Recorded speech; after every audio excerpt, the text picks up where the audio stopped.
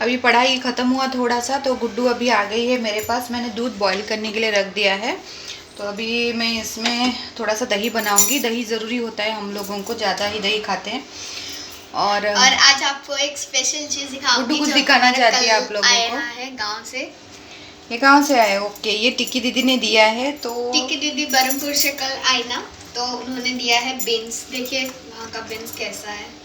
तो आप लोगों को पता है ये क्या है? बीन्स है, इसको राइकिया बीन्स बोलते हैं। तो ये टिक्की लाई है, देखिए कितने मोटे मोटे बीन्स है, और ये बहुत ही सॉफ्ट है बीन्स एकदम। आप फ्राई करके भाज के देखोगे ना, बहुत अच्छा लगता है। ये मटर क्यों दिखा रही है तू?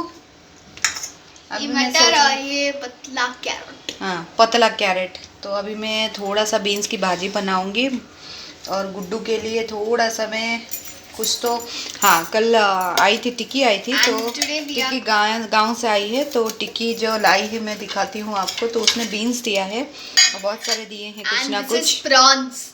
और उसने प्रॉन्स दिए हैं, तो फ्राई प्रॉन्स दिए हैं उसने। तो मैं इसकी सब्ज़ी बनाऊंगी, तो गुड्डू को बहुत पसंद है सब्ज़ी। तो अभी थोड़ा सा मैं ये सब बनाऊंगी।